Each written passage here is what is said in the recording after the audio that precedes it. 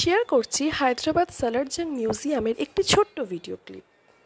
ভিডিওটিতে যেগুলো দেখা যাচ্ছে এগুলো কিন্তু হাতির দাঁত, এবং এই যে চেয়ারগুলো দেখছো এগুলো কিন্তু সমস্ত কিছু হাতির দাঁতের তৈরি।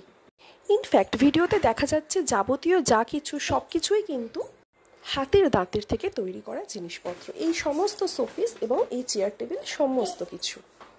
এখান থেকে বেরিয়ে মিউজিয়ামের যে রুমটাতে গিয়েছিলাম এখানে ছিল অ্যান্টিক কিছু কাঠের তৈরি জিনিসপত্র, মানে এগুলো অনেক অনেক বছরের পুরনো কাঠের তৈরি বিভিন্ন চেয়ারপত্র সব কিছু। এইটা ছিল একটা বিশাল বড় আয়না, আমার থেকে অনেক গুণ বড়, তো এটা আমার বেশ ভালো লেগেছিলো তাই ক্যাপচার করেছিলাম। এটা ছিল এখানের বেশ কিছু অ্যান্টিক পালকি। আমরা এই পালকিগুলো কিন্তু দেখতে এখন খুব একটা অভ্যস্ত নই, তাই এগুলোকে আমি সমস্ত রেকর্ড করেছিলাম।